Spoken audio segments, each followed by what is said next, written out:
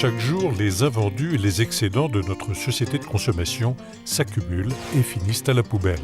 Serait-il possible de lutter contre ce gaspillage avec des approches entrepreneuriales, originales et intelligentes ? De même avec les hommes, les fragilisés, ceux dont plus personne ne veut et que l'on rejette. Serait-il possible de leur procurer une formation et leur permettre de devenir performants pour répondre aux lois de plus en plus impitoyables du marché ? Dans cette perspective, y aurait-il pour les entrepreneurs la possibilité de concilier accomplissement professionnel, humanisation du travail et économie solidaire ? Voici deux exemples. Thibaut Guilly, diplômé de l'ESCP, dirige le groupe Arès qui œuvre depuis sa création en 1991 pour la réinsertion économique et sociale de personnes en état d'exclusion. Un modèle qui a largement fait ses preuves. Xavier Corval, diplômé de Sciences Po, a créé voici quelques mois Ecosphère, une plateforme collaborative anti-gaspillage permettant de simplifier et d'optimiser la revalorisation de tous les produits alimentaires ou non dits en fin de vie. Un modèle en promesse, un essai en passe d'être transformé.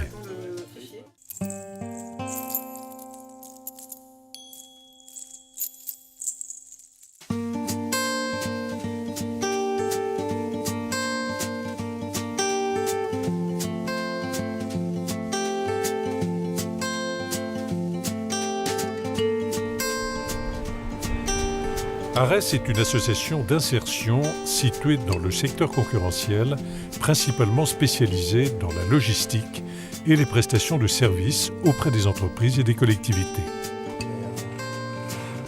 Près de 420 collaborateurs se répartissent dans 8 structures, dont 100 cadres s'adaptant au parcours personnel de chacun. Quoi ? Ouais, nickel. Bonjour Michel. Arès, c'est une association. Ça veut dire Association pour la réinsertion économique et sociale.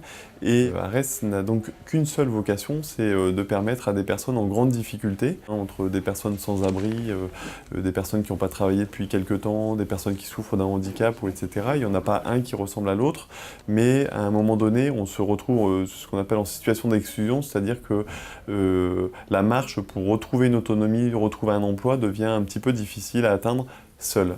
Et donc Arès s'adresse à toutes ces personnes-là avec comme principe de leur proposer d'abord un travail, considérant que le travail c'est vraiment la colonne vertébrale du parcours de réinsertion pour pouvoir retrouver une autonomie, une dignité.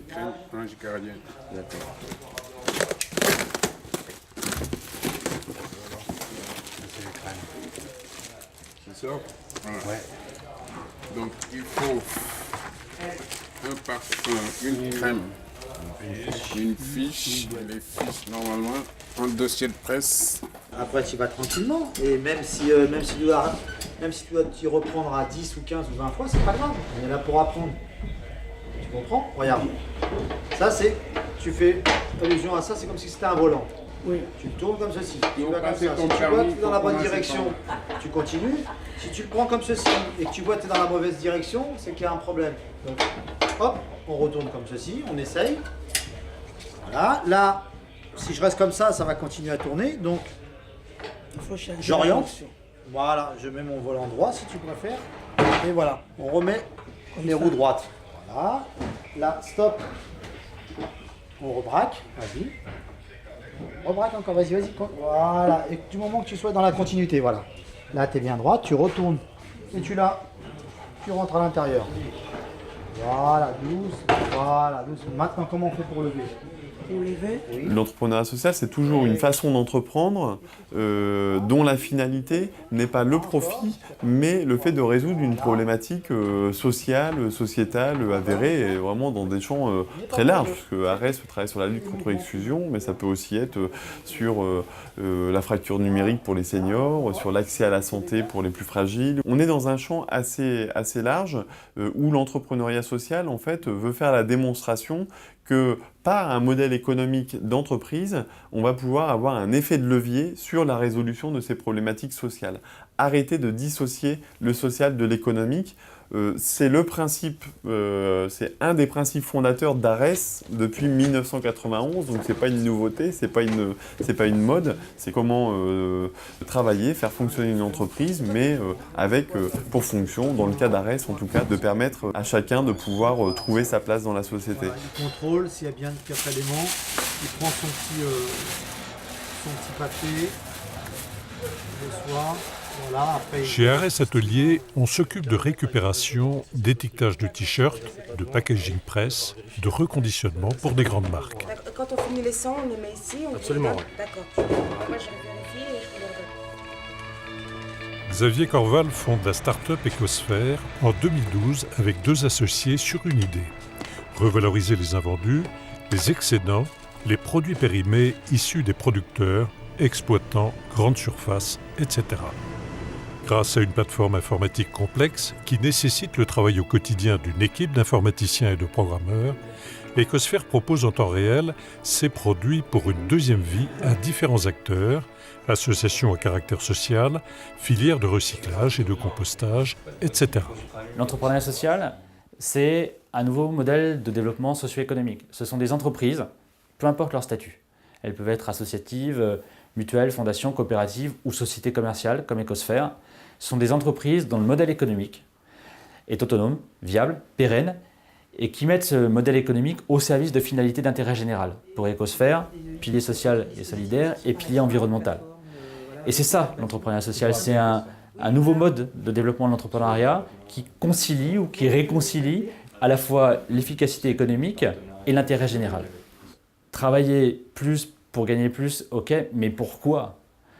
Travailler plus pour gagner plus, pour générer plus d'impact social et environnemental, ça c'est quelque chose qui m'intéresse parce que ça correspond à un modèle global de développement socio-économique plus équilibré, plus modéré, plus respectueux probablement des ressources naturelles et plus respectueux aussi d'autres dimensions de la vie humaine que la seule dimension économique. Ecosphère, c'est ce qu'on appelle aujourd'hui une plateforme web smart, intelligente, smart au sens de smartphone, qui connecte en permanence, d'un côté, tous les émetteurs de surplus et stocks d'invendus, alimentaires et non alimentaires. Et donc on connecte la grande distribution, des magasins, des commerçants, des entreprises de fabrication de textiles, de matériaux, des services publics aussi, avec de l'autre côté de cette plateforme, de ce portail, toutes les filières de revalorisation de ces produits dits en fin de vie, décommercialisés, incommercialisables, pour X ou Y raison. Ici, on est dans la zone où se préparent les produits qui vont être redistribués ou revendus, tous les produits démarqués, décommercialisés. C'est le fruit d'un beau travail entre toute l'équipe Ecosphère et toute l'équipe Auchan, ce qui se passe ici. Les produits ont été triés aux étages supérieurs, produits alimentaires, produits non alimentaires. Ils ont été identifiés comme pouvant être revalorisés et ils sont ensuite amenés ici dans des bacs spéciaux Ecosphère qui sont derrière, des bacs qui permettent la meilleure conservation de tous ces produits alimentaires et non alimentaires. Et donc ici on va flasher les produits pour identifier tous les produits qui aujourd'hui vont être poussés vers une association. C'est poussé via une offre sur la plateforme Ecosphère, donc des produits alimentaires frais, secs, des produits non alimentaires.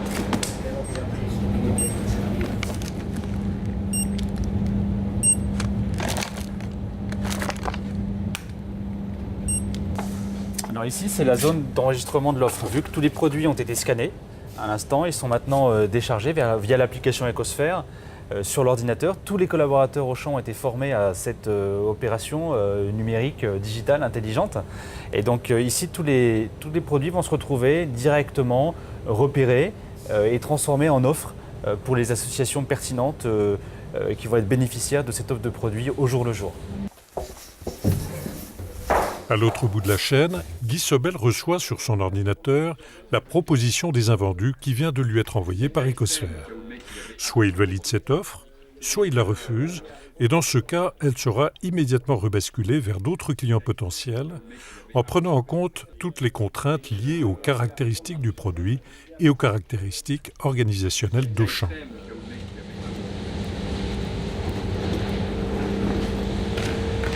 Bonjour Guy, ça va ?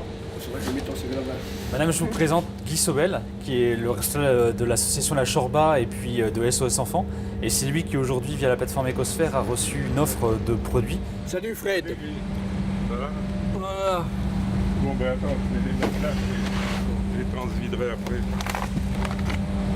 On vient 2 fois par semaine, tous les jeudis et tous les samedis.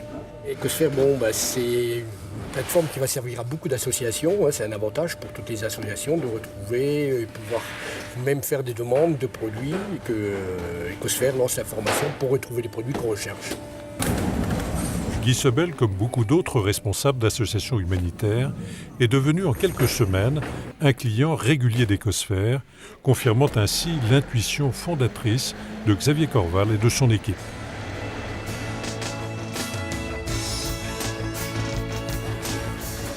Chez Arès, on a l'habitude d'affirmer que personne n'est inemployable et que chacun possède des talents, des compétences, des qualifications à révéler et à faire grandir, un projet à construire pour peu qu'il soit bien accompagné et soutenu. Donc quand il y a une voiture qui vient se positionner au-dessus, ça détecte, et à ce moment-là, l'emplacement devient rouge. Ça veut dire qu'il y a déjà une voiture. On vient positionner, alors ici tu as une encoche, là, tu dois mettre par ici. Voilà, là ça bloque. D'accord. On n'oublie pas, on met les gants. Alors ça marche pas à tous les coups, hein, justement. Alors, là, on prend le maillet pour faire tomber. Voilà. Et là, on essaye de l'eau. Tourner. Arès Atelier, c'est un des projets d'Arès qui a pour particularité en fait de s'adresser aux personnes qui généralement ont des parcours vraiment particulièrement chaotiques et qui font qu'elles arrivent parfois avec un petit peu plus de fragilité parce que soit elles ont subi la rue, soit elles ont subi des épreuves, on va dire, de vie personnelle qui font que c'est difficile de pouvoir envisager de travailler à temps plein. Du coup, c'est organisé à la différence de la plupart de nos autres entreprises sur du mi-temps déjà. Les personnes travaillent à mi-temps en atelier, donc où elles réalisent des prestations pour tout un tas d'entreprises, AXA, SFR, Canal+, etc. Mais en étant quand même un petit peu plus protégé de la contrainte du client, puisqu'on travaille en fait comme sous-traitant. Arès Atelier est d'une certaine manière un sous-traitant des autres entreprises d'insertion d'Arès. Voilà, là. Voilà. Eux, ce que le client veut qu'on récupère, c'est ça.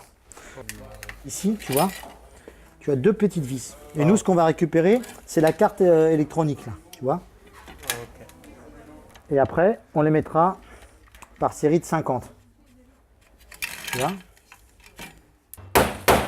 Pour pouvoir régler d'abord les problèmes d'urgence. Généralement, quand on n'a pas eu de boulot pendant longtemps, on accumule un petit peu les boulets au pied, logement, santé, endettement, justice, problèmes administratifs. Donc il faut régler ça pour retrouver une certaine assise personnelle et ensuite se projeter dans l'avenir, travailler sur le projet professionnel, qu'est-ce que je sais faire, qu'est-ce que j'ai envie de faire, ouvrir un peu le champ des possibles et puis ensuite se dire qu'est-ce qu'il va me falloir dans le baluchon pour que quand je quitterai Arès, j'ai un peu moins à subir et un peu plus à choisir ma trajectoire de vie, ma trajectoire professionnelle. Donc ça passe évidemment beaucoup par la formation, puisque souvent l'exclusion génère le manque de qualification, le manque de qualification génère l'exclusion.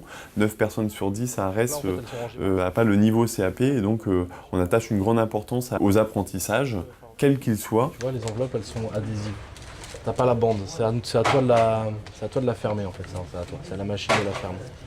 Donc il va falloir que tu surveilles la fermeture des enveloppes. Donc les premières, tu vas surveiller les premières. Donc tant qu'il y a de la colle, je surveille qui aime ma colle, et je Voilà. le fais un par un, je surveille un par un. Non, tu vas en faire un paquet et de temps en temps tu vas prendre le paquet, tu vas appuyer, mais sur tout le paquet, tu vas pas les refaire une par une. D'accord, et là ça se fait un par un. Ici, ce chef d'équipe va apprendre à Moira le fonctionnement d'une machine à affranchir. Faire avec, développer la confiance et faire faire sont au cœur de la pédagogie tremplin d'Arès. Car Arès est un SAS, un lieu de formation et de passage où, après une période de quelques mois à 2 ans, on se prépare au retour à la vie professionnelle et sociale. Tu vois, il y a 35 dedans. Et pour faire 32, j'enlève combien? À Arès, dans chacune de nos entreprises, il y a ce qu'on appelle les chargés d'insertion ou les chargés d'accompagnement socio-professionnel qui sont directement rattachés à chacune des entreprises et qui ont pour fonction en fait de travailler en binôme avec chacun des salariés en insertion. Généralement, ils ont 25 salariés en insertion à accompagner et qui vont faire le recrutement en lien avec nos partenaires sociaux, les associations caritatives, les missions locales, les services de probation et d'insertion pénitentiaire. Donc c'est le social chez nous qui recrute, en prenant en compte quand même les spécificités de l'activité, et qui vont poser en fait avec chacun de nos collaborateurs ce qu'on appelle un contrat d'objectif. Donc ça, c'est très important que vous soyez impliqués dans les démarches. C'est-à-dire que votre chargé d'accompagnement, il est là pour vous aider, pour vous donner des idées, pour vous donner des outils. Mais à un moment, il va vous dire, bon ben voilà, suite à un rendez-vous, on convient par exemple de faire une enquête métier pour essayer de voir si c'est un métier qui vous plaît. Bah, si vous ne faites pas l'enquête métier, il ne va pas le faire à votre place, quoi. Le but, c'est vraiment d'être comme dans n'importe quelle entreprise quand vous êtes au travail.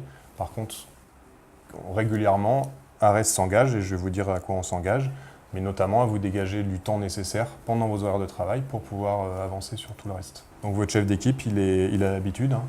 Il vous demande, et nous on vous demande d'être à 100% de votre motivation et de vos capacités. Voilà. Si pour telle et telle raison sur une partie du travail, vous n'êtes pas en mesure de faire le travail aussi vite ou aussi bien que votre collègue, votre chef d'équipe, il en tiendra compte et il adaptera le travail en fonction. Donc bienvenue, visuellement, chez ARES. Et puis je vous souhaite un bon parcours au travail et avec les chefs d'équipe et puis avec Mélanie pour avancer dans votre projet. Dans un premier temps, je les reçois, je leur présente l'atelier, la façon dont eux vont travailler puisqu'ils travaillent à mi-temps. Ensuite, je les reçois dans un second temps en faisant leur histoire de vie et on voit ensemble en quoi ARES peut les aider. Et à partir de là, on met ce qu'on appelle en place un plan d'action. Donc souvent, on a plein de tiroirs. Donc après, c'est eux qui choisissent les ordres dans lesquels ils veulent les ranger. Parce que nous, on peut se dire, voilà, une personne qu'on accueille qui est sans abri, on aurait tendance à se dire, il faut qu'on lui trouve un hébergement le plus rapidement possible. Alors qu'en fait, ce n'est pas forcément son besoin à elle. Donc c'est de voir avec elle quelle est sa hiérarchie, comment elle classe les choses, et puis qu'est-ce qu'on passe en premier, qu'est-ce qu'on fait en deuxième, qu'est-ce qu'on fait en troisième. Donc regardez, vous pouvez mettre 8 par carton. Dès qu'ils arrivent, on leur parle tout de suite de leur départ. C'est toujours comme ça qu'on arrive à se dire, oui, un jour je partirai et je pourrai me projeter. Même si ça dure 6 mois, 18 mois, 2 ans, mais au moins c'est toujours là, derrière la tête, on sait. Et puis on voit les autres partir aussi, donc ça peut aider certains à se dire, oui, comment se fait-il que je sois encore là pourquoi Syrah, elle me propose pas ci, alors que les autres, ils ont fait ci ou ça, ok. Je te propose pas quoi, par exemple? Tu me proposes pas de formation. Oui, pourquoi je te propose pas de formation? Je sais pas. Tu es toujours absent. Donc, moi, si tu veux que je t'envoie en formation, il faut que tu me dises, ok, je serai présent tous les jours. Nous, on va pas payer et financer une formation pour quelqu'un qui n'est jamais là.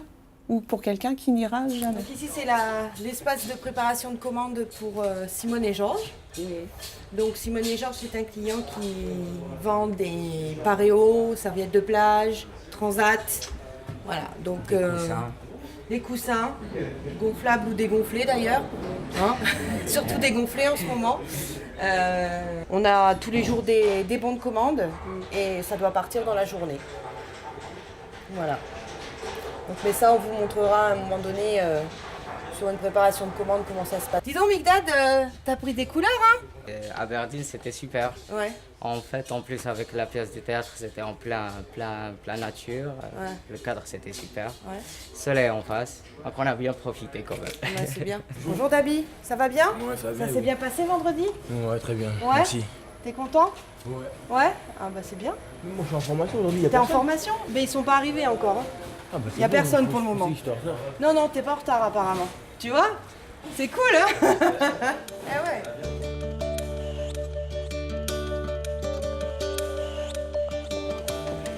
Après une incubation dans les locaux de Sciences Po Entreprises et avoir réussi une première levée de fonds, la société dirigée par Xavier Corval se trouve en phase de recrutement et vient de s'installer dans ses nouveaux et propres locaux. Donc des chutes de production, des revenus. Mercredi 17 juillet, Xavier Corval reçoit dans les bureaux d'Ecosphère un membre du réseau Entreprendre. Objectif, obtenir un accompagnement par des chefs d'entreprise indispensable pour le développement de la start-up. Moi, mon parcours professionnel, c'est Sciences Po Affaires publiques. J'ai fait un DEA après Sciences politiques qui s'appelait Communication, Technologie, Pouvoir, un master de droit des affaires européen. J'ai fait un peu de cabinet ministériel, des 3 années de recherche en sciences politiques. Ça m'a saoulé au bout de 3 ans. C'était intéressant sur le plan intellectuel, mais sur le plan de l'action, en France, il n'y a strictement aucune dynamique entre les lieux de la réflexion et les lieux de la décision. Donc, je voyais des potes bouger un peu plus autour de moi qui avaient fait des écoles de commerce. Donc, du jour au lendemain, je me suis transformé en ingénieur commercial dans une agence de conseil en stratégie web. Révolution culturelle sur le plan personnel puis familial, parce que c'est complètement nouveau. Puis au bout d'un certain temps, un programme et demi, 2 programmes, il y a une problématique que j'avais depuis une quinzaine d'années en tête, qui m'est venue à l'esprit et qui est à l'origine d'Ecosphère en fait. Donc quand j'étais étudiant dans cette maison, à Sciences Po, un de mes jobs c'était de servir les cocktails d'inauguration du pavillon de l'Arsenal à Paris. Et à la fin de ces cocktails, je me retrouvais toujours avec des gros jambons et des camemberts que je ne voulais pas acheter. Donc je prenais mon scoot discrètement et j'allais porter à la rencontre de personnes sans abri ces gros jambons et ces gros camemberts. Et à l'époque, je me suis dit 2 choses. Un, parce que d'abord, c'était compliqué, cette démarche. Il était tard, j'avais mes études à faire pour le lendemain. Les assos n'étaient pas connectés, donc pas du tout en mesure de recevoir ce type de proposition. Donc je me suis dit, ça devrait être plus simple de concrétiser un acte de générosité. Deuxièmement, ces produits viennent d'avoir une valeur festive, événementielle, parfaitement légitime. Comment est-ce qu'on leur redonne une valeur après, si on est en situation d'excess capacity, comme on dit?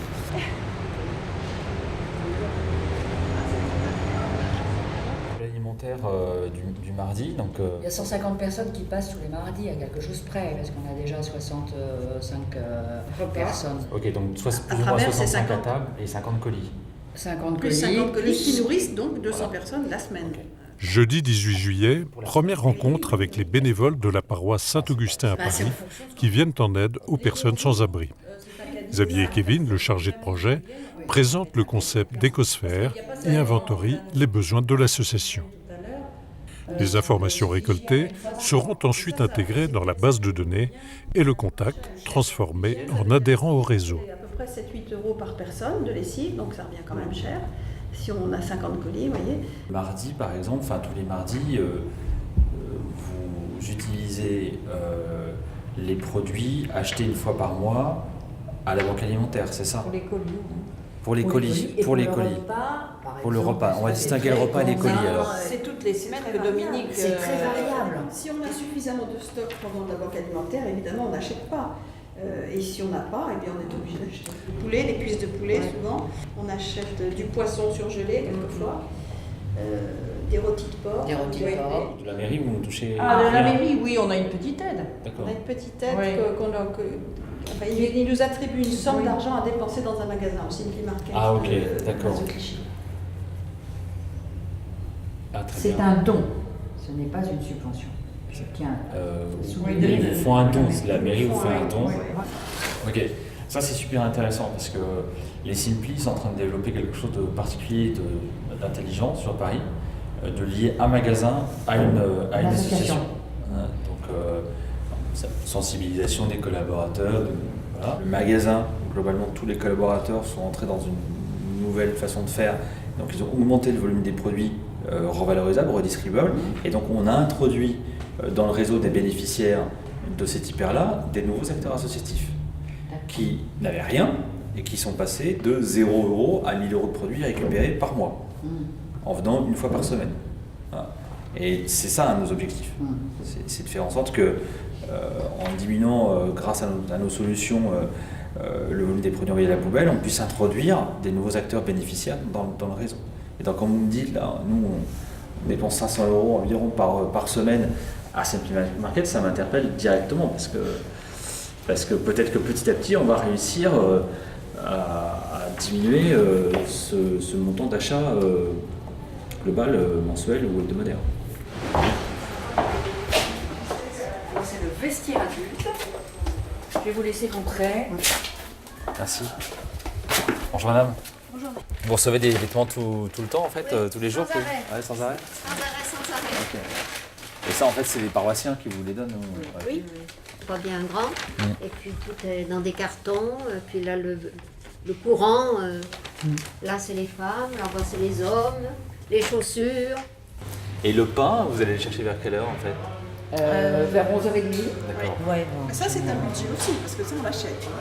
En connectant de manière intelligente des émetteurs et des récepteurs, Ecosphère maximise l'utilisation de nos déchets alimentaires et non alimentaires et participe ainsi directement à l'équilibre économique, social, solidaire et environnemental de notre société.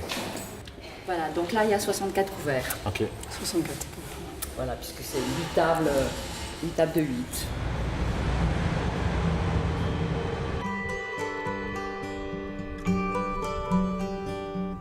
Mardi 3 août, nous retrouvons les équipes d'Arès à quelques kilomètres de Paris. Login est le nom de la joint venture créée entre Arès et l'un des leaders de la logistique en France, Norbert d'Entresangles. Preuve, une fois de plus, qu'il est possible d'associer rentabilité de personnes fragilisées et entreprises leaders. Un concept novateur, une première en France prometteuse.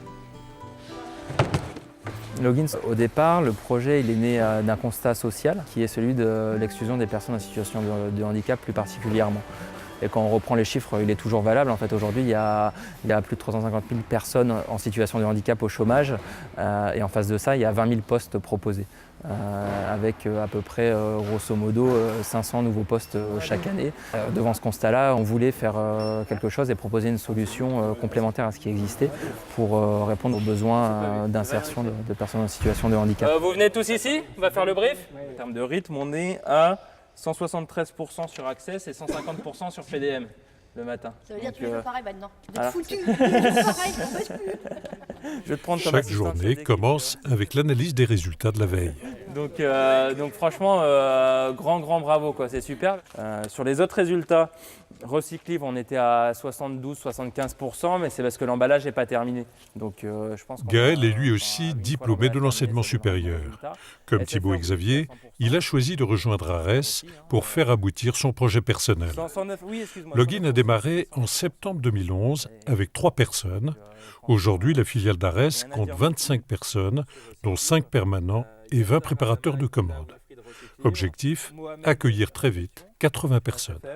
Dominique, Laure, Nelly et Sekna, SFR Table.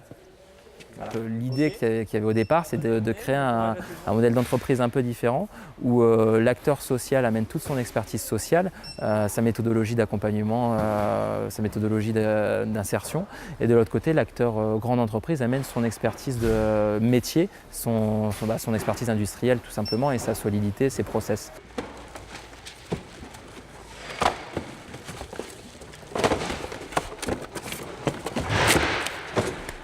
On est fatigué, c'est pour ça qu'on fait les petits.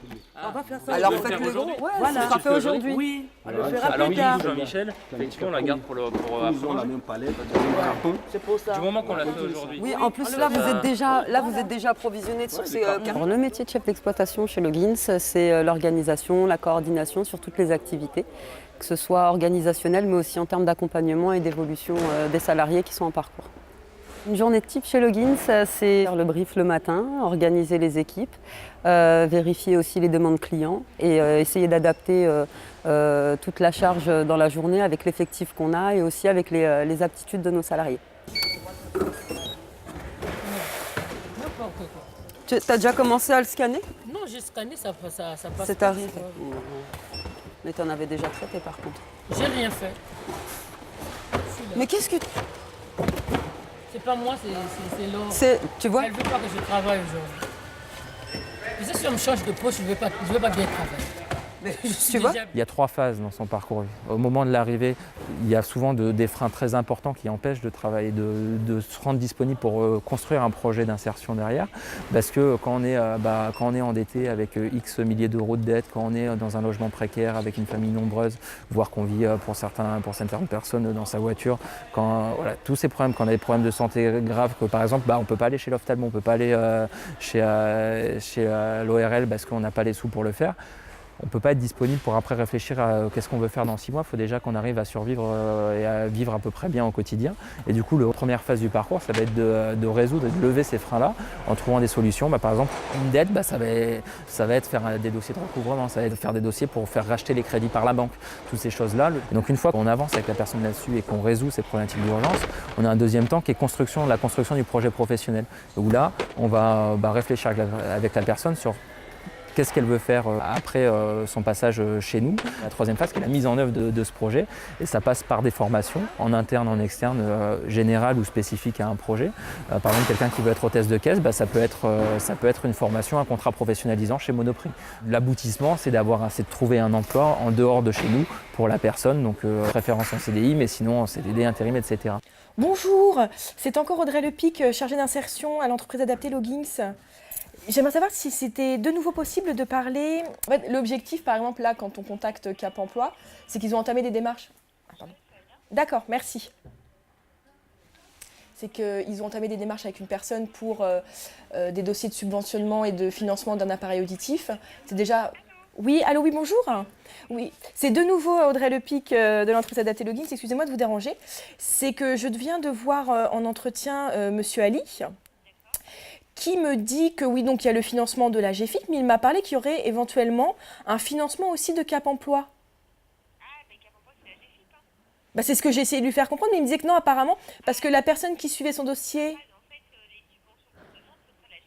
Voilà, vous n'avez pas de fonds qui permettent de financer... D'accord, parce qu'il me parle qu'il n'aurait que 30% à payer seulement de sa poche à lui et que le reste était du coup financé. Mais quand on calcule les 800 € qui vont être pris en charge par la GFIP, il ne lui reste pas 30% mais 50% à payer. Je vais lui réexpliquer, puis du coup je vais voir avec sa mutuelle, voir si elle peut prendre en charge une partie, parce que c'est vrai que du coup il lui reste pas mal à payer, ce qui est un petit peu gênant, surtout si on doit envisager un appareillage du côté droit. Ça risque de faire énorme. Ils ont des travailleurs sociaux qui s'occupent déjà d'eux, de leur suivi social. Nous, on vient en appui. Par exemple, une personne qui vient me voir, qui est hébergée dans une association et qui a besoin de trouver un logement durable, je vais l'accompagner dans tout ce qui est le côté administratif, par exemple, donc remplir le dossier de demande de logement qu'il va déposer ensuite à la mairie. Ensuite, on va contacter des OPHLM pour envoyer directement sa demande de logement. Après, c'est déjà lui décrire les démarches qu'il a à faire. Et ensuite, on se dispatche le travail. Le but, c'est pas de faire complètement à leur place, parce qu'on n'est pas là pour les infantiliser, mais au contraire, leur permettre d'acquérir une autonomie. Qu'est-ce qu'il y a donc sur ce bulletin de paye ?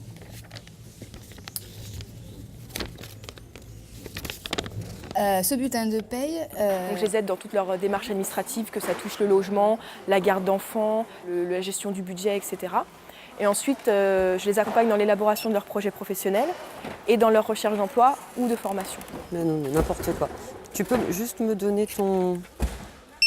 C'est du 06, ça ? La réunion sociale, en fait, c'est le moment où toute l'équipe permanente, donc encadrante de Logins, est réunie. On a un ordre du jour qui est mis en place par le chargé d'insertion et donc nourri aussi par nous si on a des points qu'on veut aborder. Et en fait, l'ordre du jour type, c'est l'évaluation d'un salarié, voire deux. Et à ce moment-là, on a une grille, on a des outils qui permettent d'évaluer tous les aspects du parcours d'un salarié. Donc on fait le bilan et on se met à ce moment-là des objectifs aussi sur les prochains temps. Puisque il avait fait preuve un peu d'emportement sur son poste de travail, ses disparitions aussi de son poste de travail qui posaient problème, ses absences répétées avec des justificatifs ou des excuses qui n'étaient pas forcément... Et du coup, ces soucis de comportement posaient problème pour la mise en place de sa formation CACES et aussi pour la remise à niveau qu'il avait demandé pour la lecture et l'écriture. Il y a eu 2 semaines, 10 jours avant l'éval où ça se passait très très bien. On s'est dit, du coup, là on lui donne une seconde chance et parce que si on lui mettait une sanction, on cassait vraiment toute la dynamique qu'il y avait là. Et par contre, c'était un contrat moral entre nous et qu'il a effectivement a été bien abîmée depuis quelques jours, quoi. C'est vraiment le dernier jour de travail, ça s'est très mal passé. Et là, il ne s'est pas maîtrisé. Parce que là, il a essuyé un refus au fait de partir. Il a refusé de le laisser partir. Parce que dans la semaine, en fait, ça arrivait 3 fois. Le mardi, il n'était pas bien. Donc, pas dans le doute, on ne sait jamais. Donc, voilà, il n'a pas apporté de justif. Le jeudi, il a redemandé encore une fois à partir parce que son frère a eu un accident, que sa mère est à l'hôpital, il fallait absolument qu'il y aille. D'accord ? Apportez-moi un justif. Le lendemain, il ne l'a pas fait. Et le vendredi, donc le lendemain, il a redemandé encore à partir. Donc là, c'était plutôt se dire, voilà, non, tu restes, c'est la pause, mange, prends ta pause et à 13h, tu reverras Audrey. Et quand Audrey est passé le voir, il a crié parce qu'il a dit, ouais, de toute façon, vous ne me comprenez pas. Et donc, il est parti en live. Je suis du coup peut-être un petit peu plus dur, mais sur le fait qu'il s'emporte énormément, quoi. Il n'est pas dans la discussion, il se ferme et à partir du moment où il est fermé... C'est pas... en toutes circonstances, il ne sait pas se tenir. Ah oui, non, ouais. C'est plus... là, effectivement, voilà, c'est vraiment quand il y a quelque chose de difficile pour lui apporter à gérer, il ne sait pas se maîtriser. C'est là où il y a une différence avec l'ancienne évaluation, c'est que quand ça n'allait pas, il allait voir personne. Il pétait juste un plomb. Ouais. Sur tout le monde et n'importe qui. Enfin, à crier ou à pas vouloir parler, à même pas te regarder, pas dire bonjour. Là, c'était carrément autrement. Donc, il avait plutôt la démarche de venir et de dire « je vais pas bien ». Et après, ça a amené des discussions. Moi, je serais d'avis de mettre 2. D'accord. Des évolutions. Des évolutions, mais c'est pas encore avec un niveau pro, quoi. C'est pas encore... En gros, donc lié à la logistique chez nous, et réparti toujours pareil, un point de vue économique, un point de vue social. Donc il faut avoir des activités qui soient pertinentes économiquement, dont on ne se dit pas que dans 2 ans c'est fini parce que la conjoncture fait que, et en même temps qu'ils soient pertinentes en termes d'apprentissage pour les personnes, donc qui permettent d'acquérir des compétences transférables dans d'autres entreprises. Et du coup on a défini nos activités comme ça et on a réparti nos activités sur 3 pôles. Les 3 pôles définis par le GIN permettent une évolution dans les savoir-être et les savoir-faire qui conduira progressivement le salarié vers la compétence et l'autonomie indispensables pour son retour à l'emploi. Premier pôle, le compacking ou conditionnement à façon. Des tâches simples, sur poste fixe et bien encadrées par des chefs d'équipe qui veilleront également à la bonne acquisition de savoir-être, comme être à l'heure, respecter les consignes, le travail en équipe, etc. Une fois validé ce premier pôle, on passe au second qui demandera plus de compétences techniques et d'autonomie, comme par exemple des activités de conditionnement de matériel de PLV, la publicité sur le lieu de vente, etc. Troisième pôle, la préparation de commandes informatiques. Ici par exemple, on gère les retours des produits décodeurs et ADSL de SFR. Des tâches qui vont demander un premier savoir-faire en informatique pour des personnes n'ayant jamais ou très peu utilisé un ordinateur. On a changé les postes. T'as une mission déjà ou pas, Wilfried? Là, je vais aller prendre la mission. D'accord. Bah, ce que tu fais, c'est que tu emballes avec Fatou.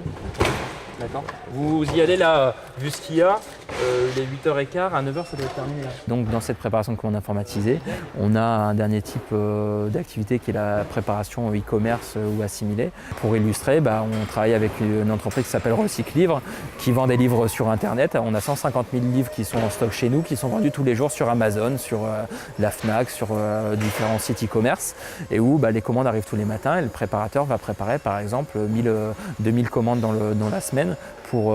Et donc là, on va travailler sur des compétences beaucoup plus techniques, avec de l'informatique embarquée, du travail en autonomie où la personne elle va partir, vu qu'elle part 1 heure, 1 heure et demie, il faut pouvoir lui faire confiance et qu'elle sache gérer son temps, etc. On a récupéré le dossier il y a 1 an, il y avait 60 000 livres, 65 000 livres, ils étaient tous en palette. Et du coup, tout est arrivé ici, on a monté les étagères, on a tout mis en stock. Des commandes qui arrivent par le propriétaire des livres et avec les numéros. En fait, il y a des codes. Et après, une fois qu'on a enregistré ça sur un buté, on appelle ça un buté, et après on va enregistrer ça sur notre tracker, et après on va aller chercher nos livres.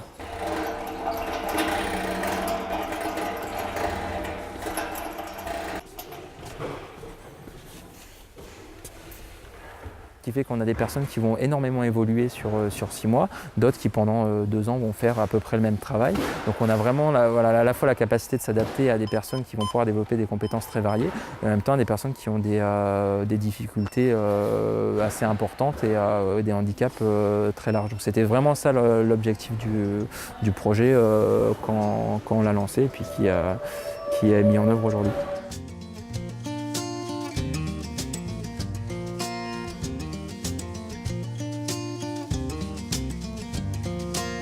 Et donc cet accompagnement est très imbriqué en fait au fonctionnement même de l'entreprise et de la production. C'est absolument pas une logique d'assistance sociale à côté, mais c'est à travers les réunions sociales hebdomadaires, mais j'aurais tendance à dire par un dialogue permanent entre les équipes de production et les équipes sociales que peuvent se construire les parcours d'insertion individuels de chacun, tout en atteignant les objectifs collectifs qui sont le fait d'avoir des entreprises qui soient viables et qui atteignent leurs objectifs économiques, financiers, mais aussi sociaux.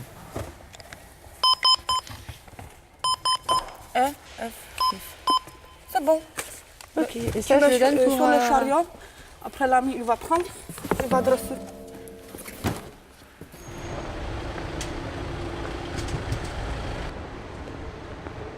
La première manière dont on a pu faire connaître Ecosphère, c'est grâce à tout ce réseau qui s'est construit autour d'Ecosphère dans la phase préalable au lancement de l'activité. Ça, c'est très important parce qu'on s'est posé là avec des études de terrain très fortes, avec de la grande distribution, des entreprises de textile par exemple, avec des services publics aussi. Le gaspillage, pour reprendre un terme un peu négatif, c'est une problématique qui est très complexe aujourd'hui sur le plan sociétal, sur le plan économique, sur le plan psychologique, sur le plan organisationnel. Et donc, il s'agit de faire comprendre aux uns et aux autres, avec notre solution, que désormais, le coût du traitement du gaspillage, le coût réel ou perçu, devient inférieur au coût du gaspillage lui-même. D'euros de produits neufs, non alimentaires, que les industriels sont contraints de détruire. Et c'est seulement quand on a réussi à faire passer cette idée-là que les gens switchent dans la manière dont ils vont considérer qu'ils peuvent traiter ou non leurs déchets, pour faire simple. Et donc parfois on a des rendez-vous surprenants où au début du rendez-vous, un directeur de magasin par exemple peut nous dire « je ne jette rien ». Alors on sait que c'est pas vrai. On sait simplement qu'en fait il veut nous dire qu'au niveau de solution et d'outillage qu'il a aujourd'hui, il ne peut pas ne pas jeter. Parce que c'est trop contraignant ou trop coûteux de faire autrement.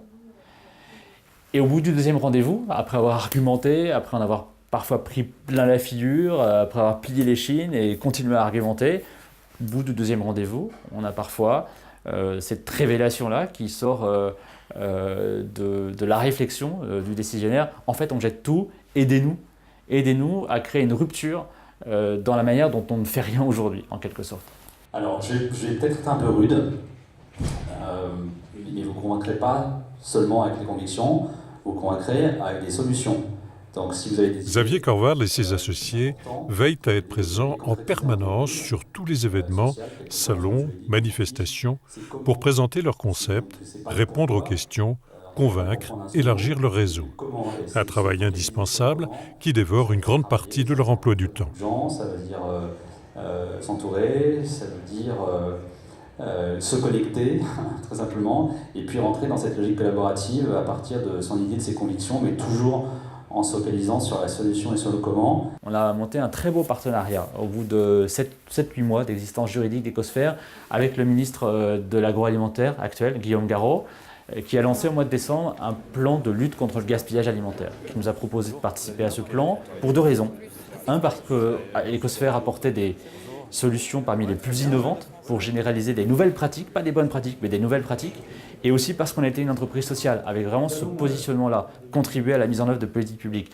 Avec Ecosphère, qui est une start-up extrêmement dynamique, expérimentée dans les mois qui viennent, d'ici la fin de l'année, l'idée d'une plateforme numérique pour le don alimentaire.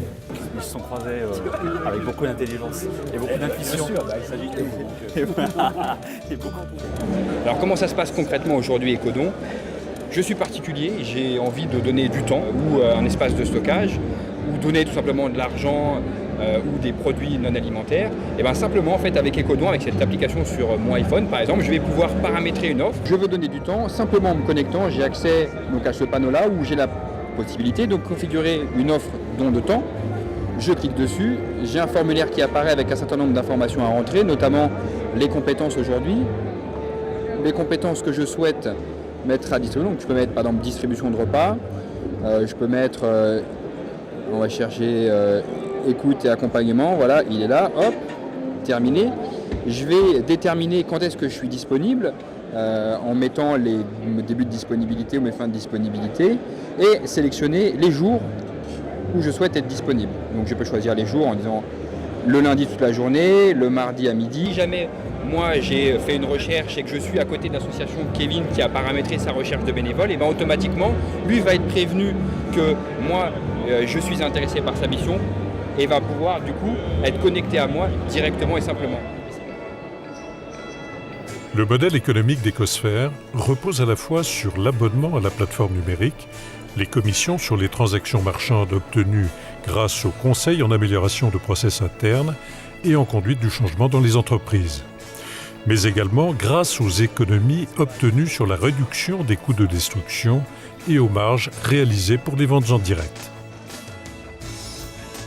Aujourd'hui, Arès, ça fonctionne globalement avec plus de 80% de son chiffre d'affaires. En termes de modèle économique, on parle souvent dans l'entrepreneuriat social d'hybridation des ressources, parce qu'on a plus de 80% de nos ressources qui sont issues de notre chiffre d'affaires, c'est-à-dire de notre sueur et de notre capacité à satisfaire des clients, et puis 20% qui vont plus, on va dire, venir du champ de la générosité publique à travers des subventions, des aides d'État, pour nous permettre de financer le surcoût social de notre mission, notamment tout ce qui est formation, accompagnement vers l'emploi, accompagnement social, le surencadrement en termes de management pour accompagner chacun vers l'évolution positive de leurs compétences.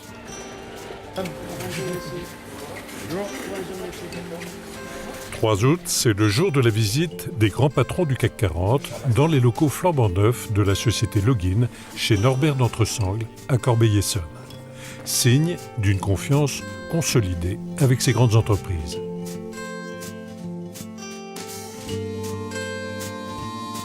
Je ne crois pas que la productivité et la réinsertion soient des choses qui soient incompatibles ou inconciliables.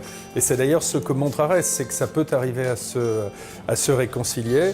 Je crois que quand on sait intelligemment comprendre ce que sont les blessures ou les handicaps, quand on sait intelligemment adapter ce que sont les processus de production, on arrive à avoir des salariés, des collaborateurs dont l'enthousiasme au travail, l'énergie, et aujourd'hui on en a vu quelques exemples formidables, sont tout à fait équivalents, voire parfois même supérieurs à ceux de gens qui n'ont aucun handicap apparent, mais n'ont peut-être pas la même énergie, le même désir de vivre et de réussir. Et je crois que l'élément principal, c'est la fierté retrouvée de l'ensemble de ces personnes. C'est un type de partenariat qui se développera si on fait la preuve que le premier est réussi, qu'il y a un vrai succès. Nous, on est des gens pragmatiques, on avance étape par étape.